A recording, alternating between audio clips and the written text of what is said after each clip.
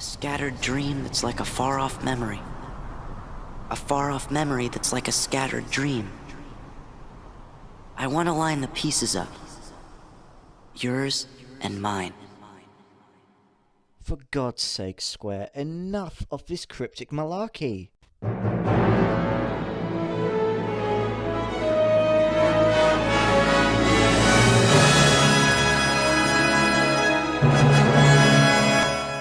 Hello guys, I'm CuboBuilder15 and welcome to my review for Kingdom Hearts 2. Now for me personally, alongside many other fans of the franchise, Kingdom Hearts 2 would be their first Kingdom Hearts experience, which will lead on to its worldwide breakthrough and establish its legacy as one of the most beloved PlayStation 2 games of all time.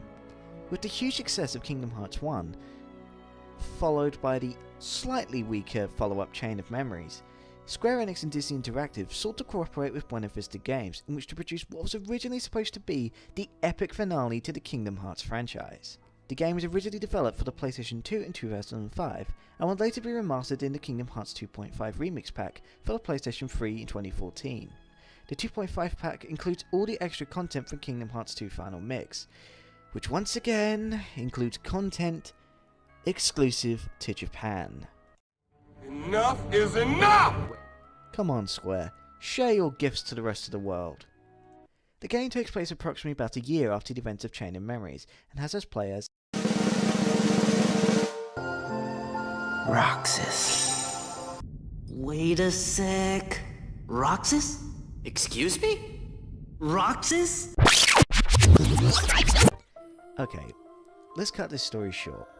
Now towards the end of Kingdom Hearts 1, Sora sacrificed himself for Kairi and thus made himself a Heartless. In the process, this also made Roxas. Roxas is essentially Sora's nobody. Nobodies are beings with no hearts, and so at the end of this Twilight Town section, he sacrifices himself to revive Sora, who's been in a coma for the past year. Welcome to Operation Mindfuck! This stage effectively acts as a 3 to 5 hour tutorial. It's surprisingly boring! What makes this phase even more painful is that there is very little combat, so we're stuck listening to the same damn song.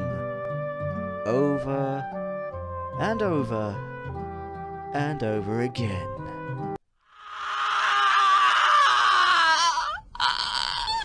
Honestly, when I first got the game, this made me turn it off almost instantaneously, and I ended up not playing it for a very long time. We didn't get this game so we can play Last Week of Summer Simulator. Instead, I think we can honestly say we bought the game for the Disney/Final Fantasy crossover, where we get to play Sora, the already established protagonist, which in the trailer for the game showed us that he can outperform all sorts of Jedi-like badassery. So we get stuck with this new character who doesn't make a very good impression, at least not until the last hour of his story arc. Anyway, Sora, Donald and Goofy awaken and continue their search for Riku and King Mickey, only to discover a huge full-scale war has taken place across various worlds, between the Guardians of Light, the Heartless and the mysterious Organization 13, that forces our task to venture across old and new Disney worlds and combat the darkness. So to a large extent, Kingdom Hearts 2 returns to the original formula that made Kingdom Hearts 1 so successful, where we venture from world to world, playing through the stories of the corresponding Disney world, fighting alongside Disney and Final Fantasy heroes, whilst trying to defeat the evil Heartless and the Disney Villains Alliance, as well as a new threat known as Organization 13 and their army of nobodies. As I said, Kingdom Hearts 2 returns to the original formula, which includes its combat system. Thank God for that. I think we can all agree that the combat system of Chain of Memories was absolutely diabolical due to its unnecessary complexity.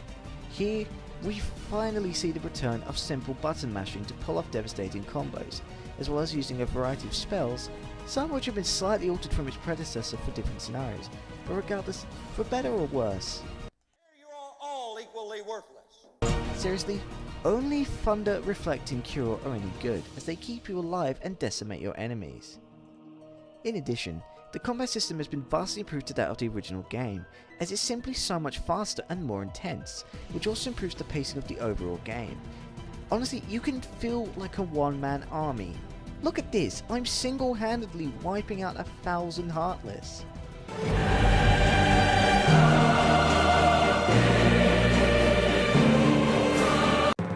In my opinion, I feel this is a huge improvement over its predecessors, as Sora used to sort of clumsily swing his sword around and clubbing Heartless on the head, which didn't feel very heroic or powerful at all, at least not until the final hours of the game. The leveling system is still very much the same however, as reaching certain levels and milestones throughout the game rewards Sora with unique powers, such as health increase, magic increase, unique abilities and various others. The enemy variants are also much better, as we're introduced to both familiar and new Heartless, each with their own unique characteristics, and they appear at a fresh and frequent rate. However, the real pinnacle of the combat system in my opinion comes in the form of the Nobodies. Whilst there are sadly very few encounters with them, they maintain a very intimidating appearance and are highly adaptable in combat scenarios, making for a much more challenging opponent, and they actually feel like a genuine threat, as someone that can be actually quite difficult to strike down. Having said that, the game's difficulty is much more merciful than that of its predecessors.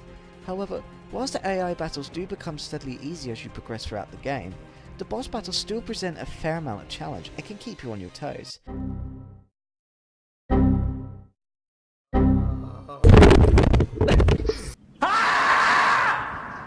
Whilst the necessity for grinding may be required to defeat them, the pacing of the game remains solid and requires merely a sixth of the time needed compared with its predecessors. Square also found a way to make grinding feel more progressive and not as simply a chore, as the game offers so much more content, particularly with the addition of Final Mix. In addition, much like Kingdom Hearts 1 Final Mix, the game offered a few extra pieces of content, such as a few extra bosses, abilities and minor cutscenes that filled in a few plot holes. In Kingdom Hearts 2 Final Mix however, the game delivers all this and more. The game's additional cutscenes provide a much deeper meaning into that of the other games in the series, some of which had even yet to be released and are fully voiced. Sora also gains a few new abilities, and the game is chock full of additional levels and bosses, most notably the Cavern of Remembrance. This level gives the game so much more longevity as it requires you to grind and unlock Sora's deeper powers through the drive system. The drive system is a unique feature of Kingdom Hearts 2, which allows Sora to alter his combat stance. For example, Sora can become a dual-wielding powerhouse or a mage with a gun, as well as a variety of different powers. As drives are used, Sora can obtain unique passive abilities, such as being able to fly. I believe I can fly. I believe I can touch the sky. Get it? Sora? Okay. Kingdom Hearts 2 also introduced the reaction command system, which simply requires you to spam triangle to pull off some seriously awesome moves. They're also extremely cinematic. Look at this, he's destroying goddamn skyscrapers. I think that's pretty cool. I should also mention that the Gummy Ship missions are now, how do I put this? Amazing.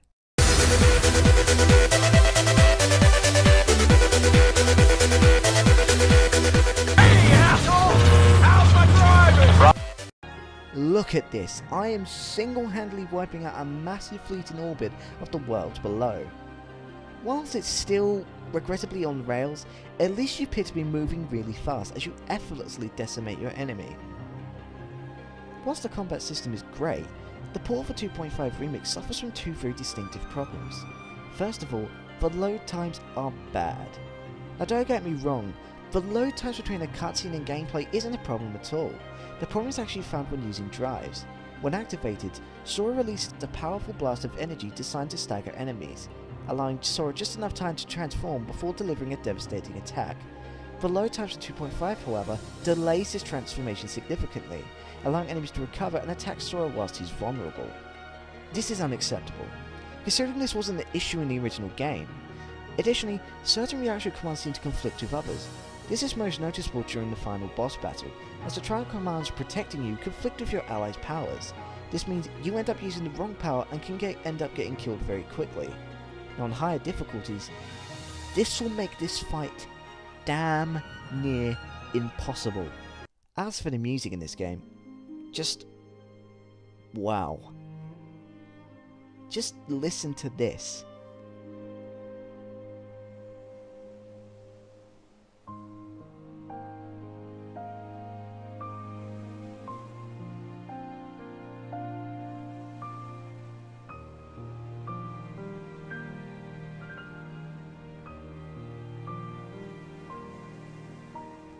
Kingdom Hearts 2 offers a huge variety of new and unique tracks. While some are more annoying than others,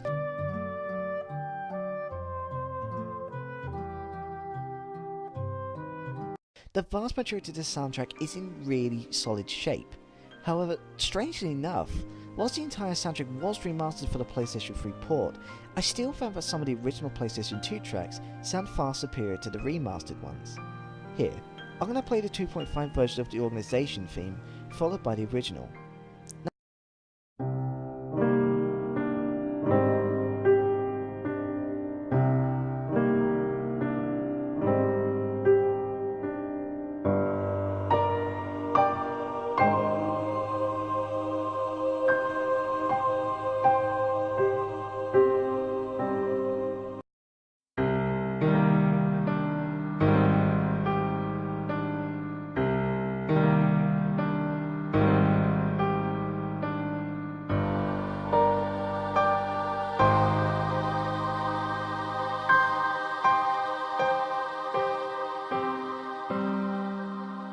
Now, I don't know if you guys agree with me, but I feel that the original was far more powerful and intimidating than its successor.